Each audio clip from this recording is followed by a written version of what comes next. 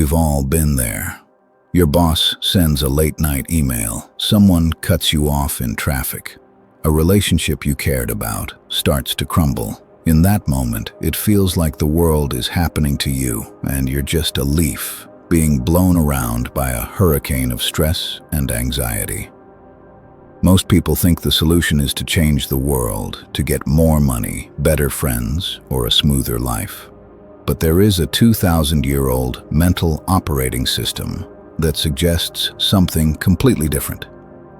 It says you can't control the storm, but you can become the rock that the waves break against. Today, we're going from zero. No academic fluff, no boring history lessons. Just a friendly guide on how to build a stoic mind from the ground up. If you feel like your emotions are running your life, or you're tired of being busy but never happy, this is for you. Let's change how you see the world. If you want to start from zero, you have to throw away one big lie we've been told since we were kids, the idea that our happiness depends on things going our way. The foundation of Stoicism is something called the dichotomy of control. It sounds fancy, but it's the simplest tool you'll ever own. Think of your life as being divided into two buckets. Bucket A, things you control, your thoughts, your intentions, and how you choose to act right now. Bucket B, everything else, the weather, the economy, what other people think of you, the past, and the final outcome of your efforts. The mistake we make, the thing that keeps us in a state of constant sickness, as the old teachers called it, is that we spend 90% of our energy trying to fix bucket B. Imagine you're an archer. You can choose how much you practice, how you care for your bow, and the moment you let the arrow fly. That's bucket A. But the moment the arrow leaves the string, a gust of wind can move it. The target could move. That's bucket B. A stoic archer finds their peace in the aiming, not the hitting. The shift, stop asking, "Why is this happening to me?" and start asking, "What part of this is actually my responsibility?" This single shift turns you from a victim into a protagonist.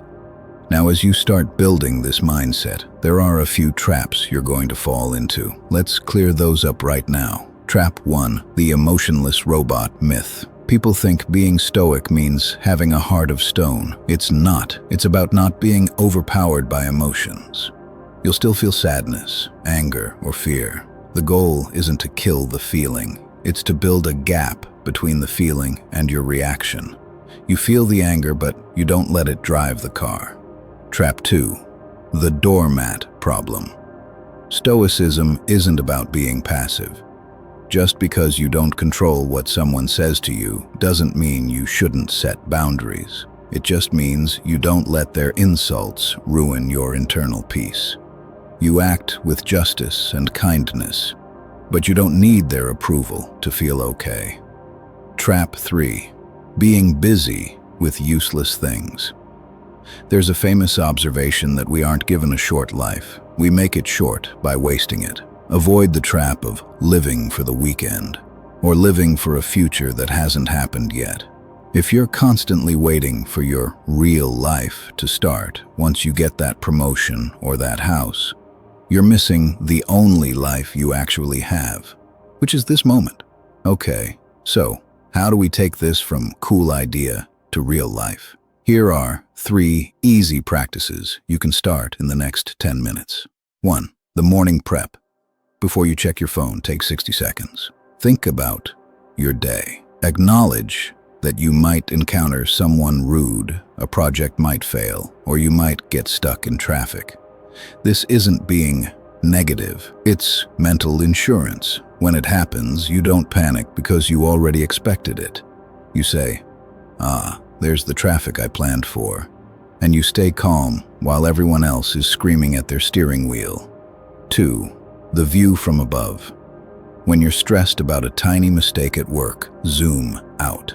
Imagine looking at yourself from the ceiling, then from the clouds, then from space. In the grand scheme of time and the universe, your catastrophe is a tiny speck.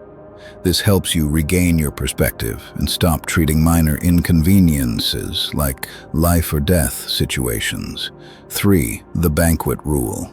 Treat life like a dinner party. If a dish is passed to you, take a modest portion and enjoy it. If it hasn't reached you yet, don't scream for it. And if it's passed by, let it go. This applies to everything: fame, money, and even relationships. Enjoy what you have while it's there, but don't be a slave to the desire for more. The hardest part isn't starting, it's staying consistent. Stoicism isn't a book you read once. It's a muscle you train. The evening review. Every night, ask yourself 3 questions. What did I do well today? Where did I let my emotions take over? And what can I do better tomorrow? Write it down.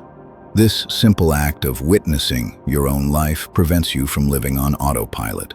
Small discomforts. Every now and then, choose the harder path on purpose. Take a cold shower, skip a meal, walk when you could drive. Why?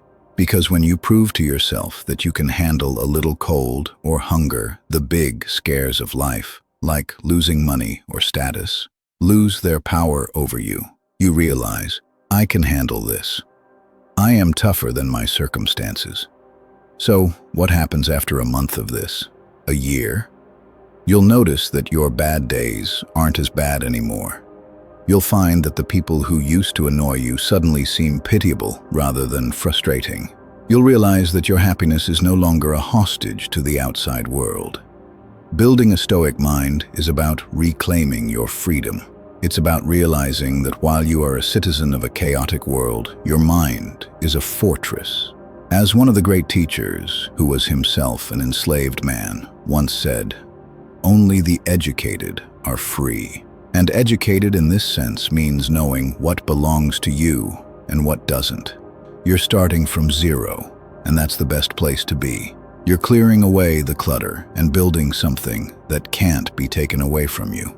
Thanks for watching. Go out there, aim your arrow well, and don't worry about where the wind takes it. I'll see you in the next one.